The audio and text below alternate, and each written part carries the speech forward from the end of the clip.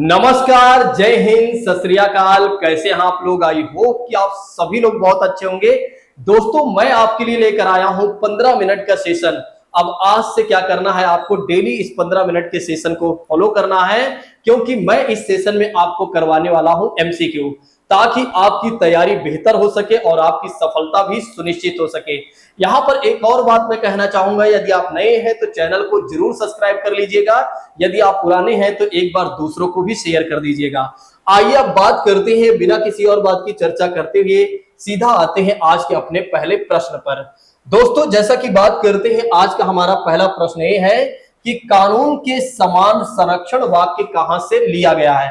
पहला ऑप्शन कहता है अमेरिका, दूसरा ऑप्शन कहता है ब्रिटेन, और तीसरा ऑप्शन कहता है कनाडा, और चौथा ऑप्शन कहता है ऑस्ट्रेलिया। बड़ा ही प्यारा प्रश्न है, जल्दी से इस प्रश्न का जवाब दीजिए दोस्तों, जल्दी से इस प्रश्न का जवाब दीजिए, जल्दी से इस प्रश्न का जवाब दीजिए। चलिए बात करते हैं इसके आंसर के बारे में दोस्तों। तो इसका आंसर हो जाएगा अमेरिका, सही हो जाएगा। इसका आंसर सही हो जाएगा अमेरिका, सही हो जाएगा। देखिए, दरअसल क्या है कि अमेरिका के संविधान से हमने क्या किया हुआ है, मौलिक अधिकार लिया हुआ है। तो हमने क्या लिया हुआ है, तो मौलिक अधिकार लिया हुआ है, यानी कि फंडामेंटल राइट्स को हमने अमेरिका के संविधान से लिया हुआ है। जिसमें अगर वर्तमान में हमारे पास देखा जाए तो कुल कितने फंडामेंटल राइट्स हैं, तो ऐसे में अगर देखा जाए तो 6 फंडामेंटल राइट्स हैं। और मूल रूप से अगर देखा जाए, अगर मूल रूप से आप देखते हैं तो पहले हमारे पास कुल कितने फंडामेंटल राइट्स थे, तो 7 थे दोस्तों। और वर्तमान में यदि आप देखते हैं तो कितने फंडामेंटल राइट्स है, यानी कि मौलिक अधिकार है, तो 6 मौलिक अधिकार है। और जिसमें आर्टिकल 14 से लेकर 18 तक कहा गया है कि कानून की नजर में हर व्यक्ति समान है, यानी कि विधि के समक्ष समता और विधियों के समान संरक्षण की बात की गई है आर्टिकल 14 से लेकर 18 तक। जिसमें क्या कहा गया है आर्टिकल 14 में, कि विधि के समक्ष समता की बात की गई है, यानी कि कानून के नजर में हर कोई समान है। विधि के समक्ष की बात करते हैं, विधि के समक्ष समता की बात करते हैं दोस्तों। तो आर्टिकल 14 में आप देखें तो क्या कहा गया है, विधि के समक्ष समता, यानी कि कह सकते हैं कानून के नजर में हर कोई क्या है, समान है। चाहे वो व्यक्ति गरीब हो, अमीर हो, ऊंच हो, नीच हो, हर व्यक्ति एक तरह से कानून के नजर में क्या है, बिल्कुल समान है। तो हमारे देश में क्या है कि संविधान ही सर्वोपरि है, यानी कि कॉन्स्टिट्यूशन ऑफ इंडिया की बात करते हैं, यही सर्वोपरि है। तो यहाँ किसी व्यक्ति का शासन नहीं है, बल्कि भारत में अगर आप देखें तो विधि का शासन है दोस्तों। किसका शासन है भारत में? विधि का शासन है। और आर्टिकल 14 के बाद आता है आर्टिकल 15। आर्टिकल 15 कहता है कि धर्म के आधार पर, जाति के आधार पर, लिंग के आधार पर, समुदाय के आधार पर किसी भी तरह से आपके साथ भेदभाव नहीं किया जाएगा। आपके साथ किसी भी तरह से सार्वजनिक स्थानों पर भेदभाव नहीं किया जाएगा। इस बात को भी आप लोग ध्यान रखिएगा। आर्टिकल 16 क्या कहता है आपसे, कि लोक नियोजन के विषय में अवसर की समानता, लोक नियोजन के विषय में अवसर की समानता की बात करते हैं, यानी कि सरकारी नौकरी पाने का सबको अधिकार है जो भारत देश के नागरिक हैं। जो भारत देश के नागरिक हैं, अगर वे सरकारी नौकरी लेना चाहते हैं तो बस उन्हें क्या करना है कि जो भी क्राइटेरिया मांगे जा रहे हो सारी क्राइटेरिया फिल करें, आराम से वे भारत सरकार की नौकरी ले सकते हैं। यानी कि लोक नियोजन के विषय में अवसर की समानता की बात की गई है, किसमें? आर्टिकल 16 में दोस्तों, अनुच्छेद 16 में। और अनुच्छेद 14 में किस बात की गई है, तो विधि के समक्ष समता की बात की गई है। नेक्स्ट बात करते हैं, आर्टिकल 17 के बारे में बात कर लेते हैं। तो अनटचेबिलिटी के बारे में बताया गया है कि हमारे देश में क्या है, अस्पृश्यता का अंत कर दिया गया है। किसका अंत कर दिया गया है? अस्पृश्यता, मतलब छुआछूत का अंत कर दिया गया है। पहले क्या था, देखिए पहले क्या था, जाति के आधार पर कहीं ना कहीं छुआछूत जैसे चीजें चल रही थी, जिसको आर्टिकल 17 ने क्या किया, ऐसी प्रथा को खत्म कर दिया, यानी कि अस्पृश्यता को एक तरह से पूरी तरीके से खत्म कर दिया गया है आर्टिकल 17 के तहत। और आर्टिकल 18 की बात करते हैं दोस्तों, तो उपाधियों का भी अंत कर दिया गया है। किसका अंत कर दिया गया है? उपाधियों का भी अंत कर दिया गया है।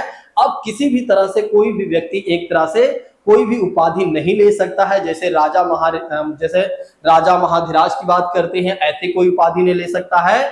लेकिन सेना में उपाधि ले सकते हैं, कोई भी ले सकता है अगर सेना में जो भी उपाधि दी जाती है, सेना और अगर देखा जाए तो एजुकेशनल जो उपाधि दी जाती है उसको इससे बाहर रखा गया है। ठीक है, आर्टिकल 18 में इस बात को भी ध्यान रखिएगा। अगर कोई व्यक्ति दूसरे देश से अधिकार मतलब उपाधि लेना चाहता है तो हमारे देश के राष्ट्रपति से उसे पूछना पड़ेगा, क्योंकि वो भारत देश का नागरिक है। जब हमारे देश के राष्ट्रपति अपने नागरिकों या अधिकार दे देते हैं या अनुमति दे देते हैं कि हाँ किसी दूसरे देश से कोई उपाधि लेना चाह रहे हैं तो आप ले सकते हैं, तभी वो व्यक्ति दूसरे देश की उपाधि ले सकता है। अदरवाइज जो नहीं ले सकता है अगर वो भारत देश का नागरिक व्यक्ति है तो। ठीक है, तो इस बात को ध्यान रखिएगा।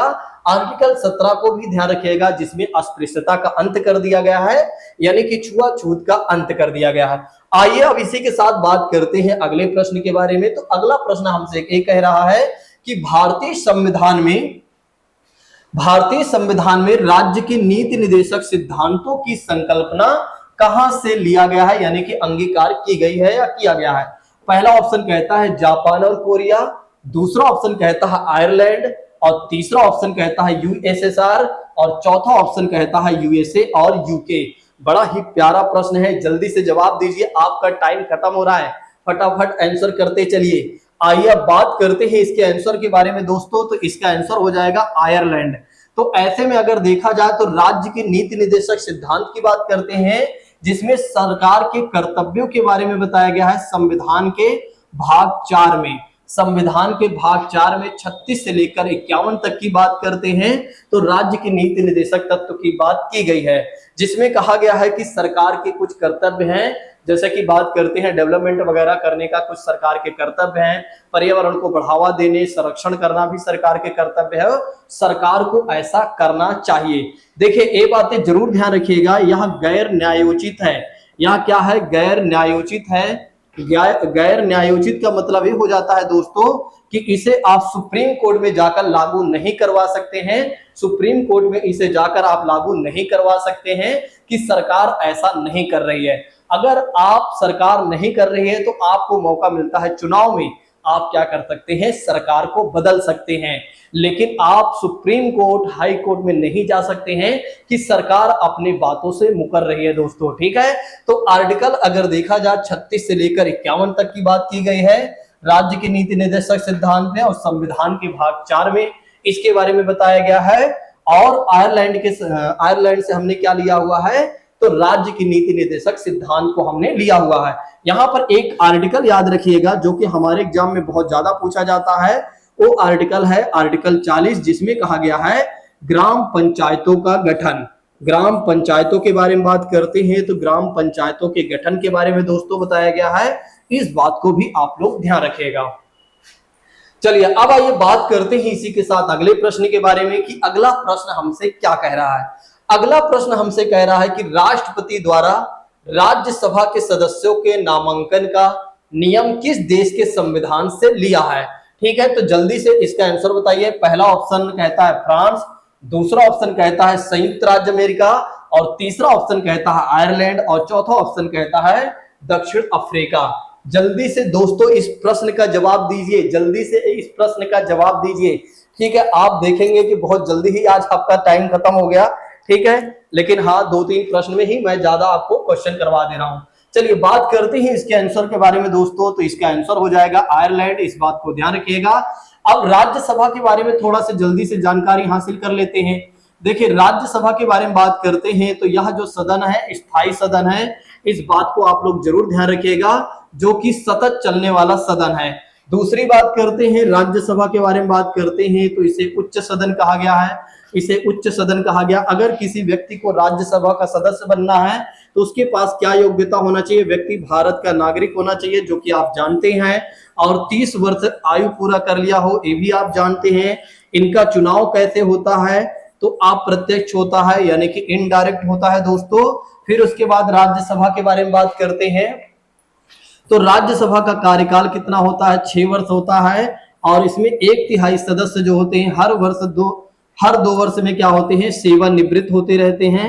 हर 2 वर्ष में क्या होता है, सेवानिवृत्त होते रहते हैं दोस्तों, इस बात को भी ध्यान रखिएगा।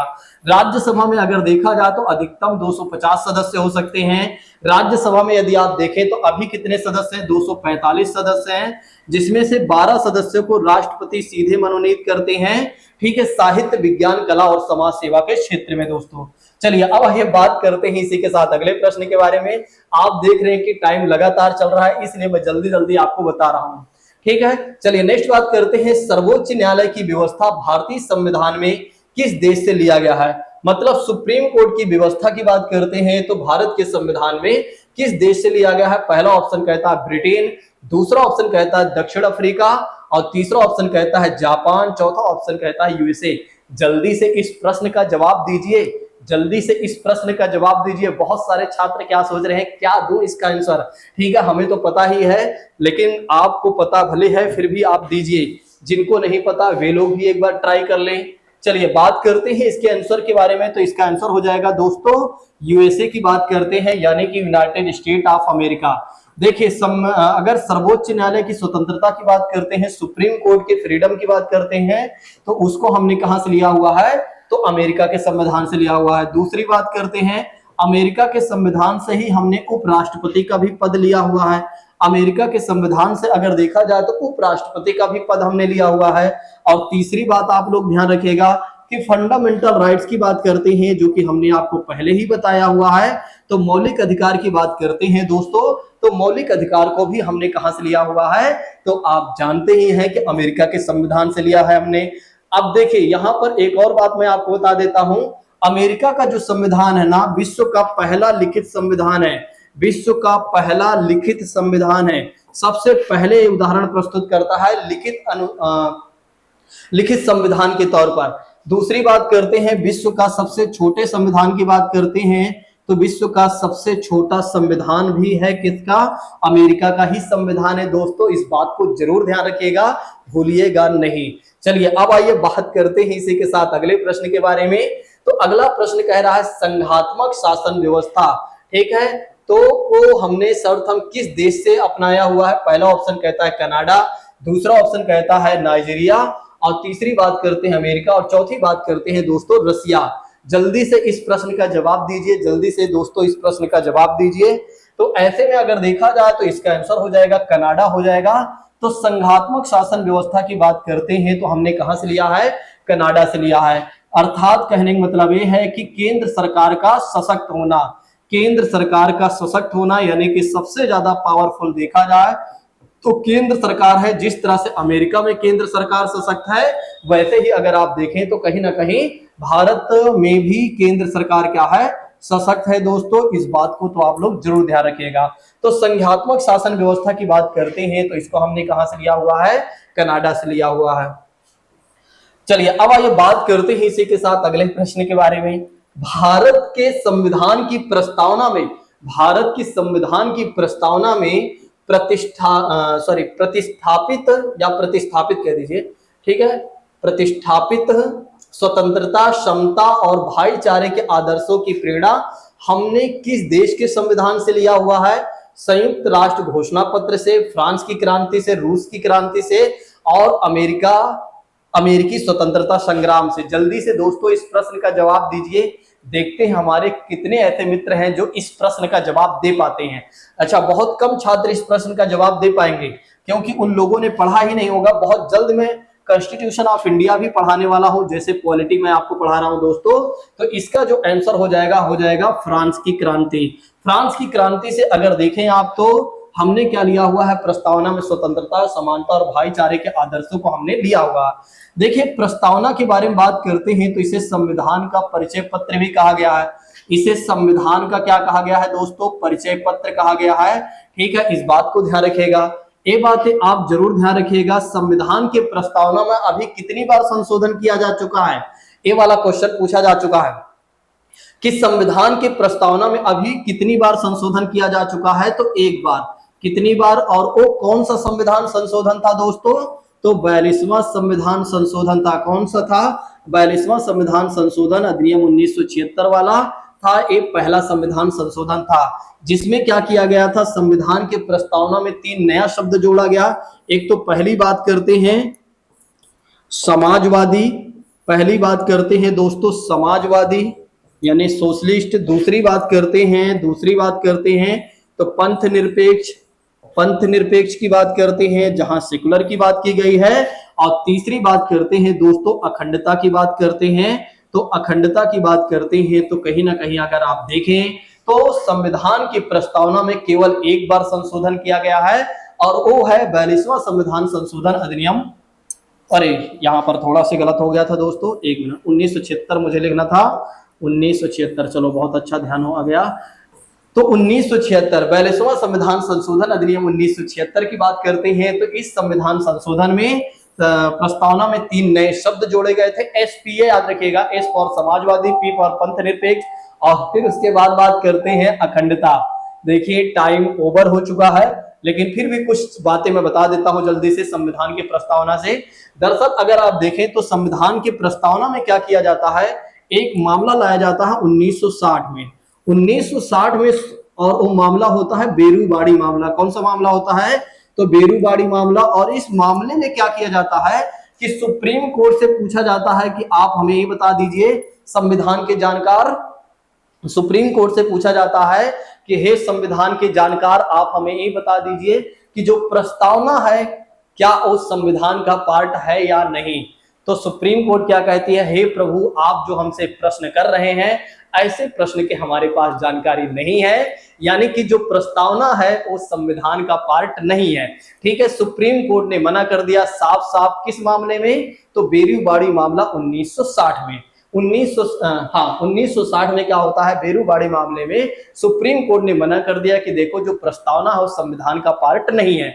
उसके बाद क्या होता है, एक और मामला आता है दोस्तों, केशवानंद भारती मामला आता है। कौन सा मामला आता है, केशवानंद भारती मामला आता है 1973 में। 1973 में केशवानंद भारती मामला आता है और इस मामले में फिर से पूछा जाता है प्रभु आप हमें ये बताइए कि क्या जो प्रस्तावना है उस संविधान का पार्ट है या नहीं। तो इस बार सुप्रीम कोर्ट का जवाब होता है बिल्कुल प्रभु आप जो कह रहे हैं सही कह रहे हैं कि संविधान जो प्रस्तावना है उस संविधान का पार्ट है, यानी कि प्रियम्बल ऑफ द कॉन्स्टिट्यूशन की बात करते हैं तो ये जो है संविधान का पार्ट है। फिर आगे चलकर फिर से कंफर्म किया जाता है 1995 में, और 1995 में जो पूछा जाता है दोस्तों किसके द्वारा पूछा जाता है, LIC ऑफ इंडिया के द्वारा। और फिर से पूछा जाता है कि आप हमें ये बता दीजिए कि जो प्रस्तावना है उस संविधान का पार्ट है या नहीं। तो इस बार सुप्रीम कोर्ट ये कहता है कि बिल्कुल यार एक बार हमने आपको बता दिया है तो क्या बार बार आपको सुनाई नहीं देता है।